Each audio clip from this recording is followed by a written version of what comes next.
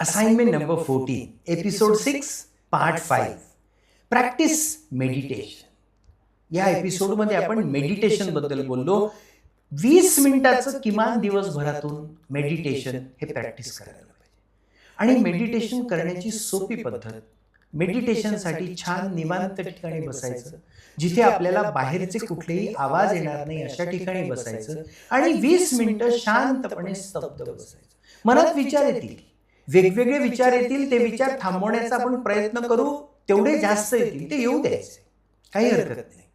त्यांना जसे येतात तसे येऊ द्यायचे. ते हळूहळू आले तसे जातीलही. आणि मग हळूहळू जेव्हा 20 मिनिटं संपायला यायला लागतील तेव्हा आपलं लक्षात येईल की हे विचार हळूहळू कमी होत आहेत.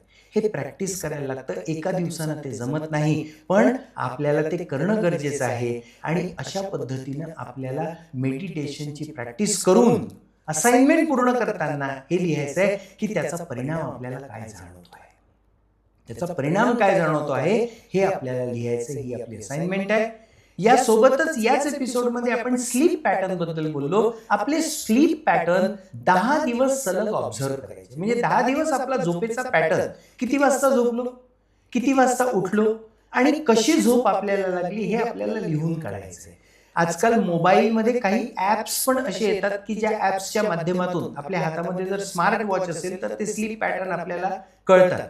पण स्मार्ट वॉच किंवा हे नसेल तर आपल्याला आपले स्लीप पॅटर्न लिहिता येऊ शकतात. ते लिहून काढायचे, झोपेची वेळ आणि 10 दिवस ते ऑब्झर्व केल्यानंतर आपले जर स्लीप पॅटर्न्स ठीक नसतील तर ते करेक्ट करण्याचा प्रयत्न करायचा आहे. आणि म्हणून या 2 गोष्टी केल्यानंतर असाइनमेंट आपली अशी आहे की मेडिटेशन केल्यानंतर आणि अतिशय शांत मनापासून झोप लागल्यानंतर, निवांत आणि पूर्ण झोप झाल्यानंतर आपल्याला कसं वाटतंय आणि कुठला बदल जाणवतोय, विशेषतः ताण नियोजनाच्या बाबतीत, हे आपल्याला लिहायचं आहे. या असाइनमेंटमध्ये 1 तासाचा वेळ या असाइनमेंटसाठी आपल्याला आहे.